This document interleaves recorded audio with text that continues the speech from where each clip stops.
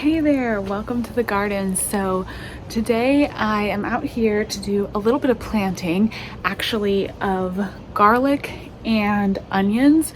I have been going back and forth over whether or not I would plant them, but I found some at the garden center and I decided, you know what, I think I have room in my garden plan, a couple places where I can put those. So I'm going to plant them right here in this raised bed. Let me show you the varieties that I got if you didn't see my last video. Just a couple kind of basic varieties, just based honestly what they had left this time of year. I'm going to plant some in this raised bed, and then I'm actually going to plant some in some containers, but I think I'm going to break this up into 2 videos. So now let's start by putting them in this raised bed. Okay, so here is the raised bed, and as you can see, I do have some things growing in here already. So I've got some radishes that are coming up, and actually some radicchio, but it's going to be okay because this little area where there's not as many things growing is where I want to plant the onion and garlic. So I've got an idea for the raised beds that I'm going to divide them into fourths along diagonals. Doesn't make sense. I don't know if that makes sense. So there's going to be triangles, like one triangle here and then a triangle there. So basically a line from each corner going across, and then that's how I want to divide up the plant. It's kind of confusing to visualize, but basically I'm going to do a line of garlic along the one side and then fill in sort of a triangle of onions, and I think it'll. So this is the garlic that I have. It's a purple color garlic, and I looked it up. Basically what I could find is that it's really nice, like spicy flavored garlic. There are 2 seed garlics in here. So one I'm going to plant along the edge of this bed, and I'm just going to open up this container and take out all these garlic cloves and plant them. And then the onion sets are really tiny. Oh, look, one of them is sprouting. But I think I'll be able to just kind of take those little tiny onions. These are just white onions. Nothing particularly fancy about that. Again, I got these at the end of the season, so I had to just take what I could get. But I think even white onions will be really delicious.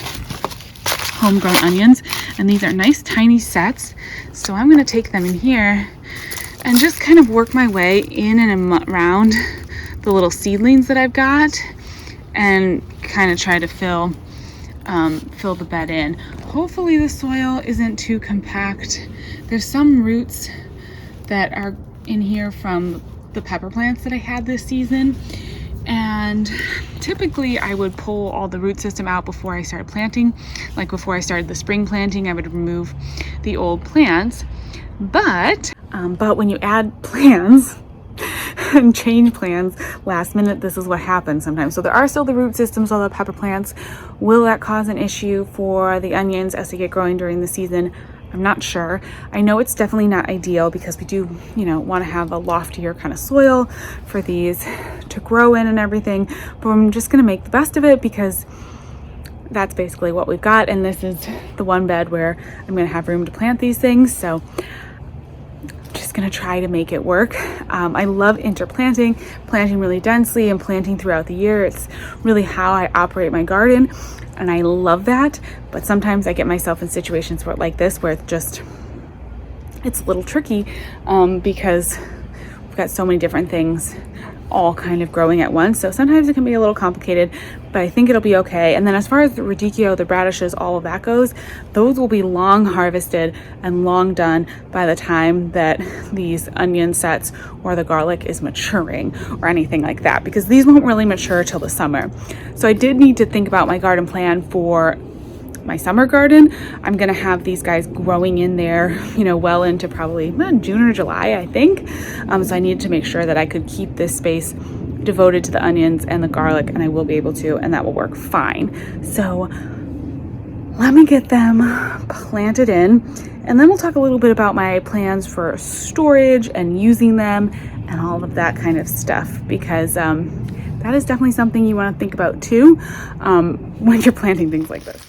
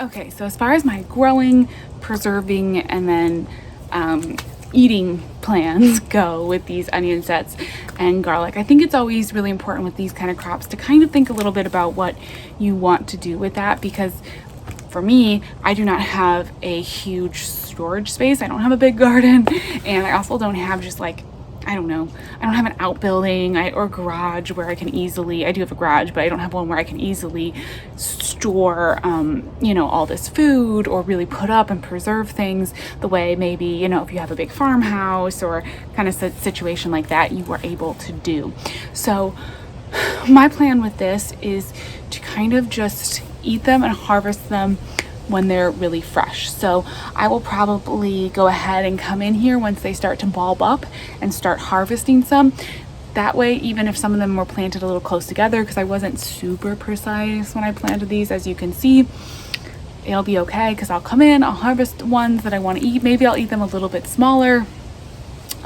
This is really the onions I'm talking about, but I'll still be able to enjoy them and use them in recipes. Even if they are a little smaller, there'll be no issue with that. That won't cause a problem.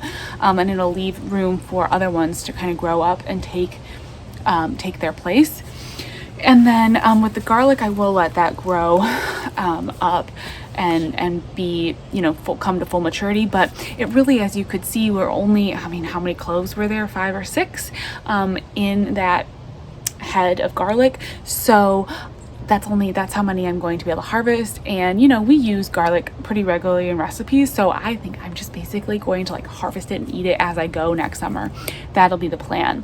The hardest part for me with garlic is waiting until they do get big enough. You do want to have those heads fully mature so you can use them. So really waiting until, I think I'll have to go back and look at the details of when to harvest garlic. I think you have to let it, the plants start to die back before you go ahead and harvest it. So I'm gonna have to like really make sure I'm up to speed on that. With things like potatoes and garlic, you know, you want to make sure that you really like know when you're harvesting, because you can't see the plant underneath, and that is so difficult too. Just as like an impatient person, I always want to like get in there and know what's going on. I love watching my tomatoes ripen and my peppers, but with those root crops, it's hard because you can't see what's happening. But anyways, I'm really excited. I'm excited to see how they're going to do in this raised bed. As I said, I'm going to do some more in containers, and so we'll see, kind of compare, contrast how that works.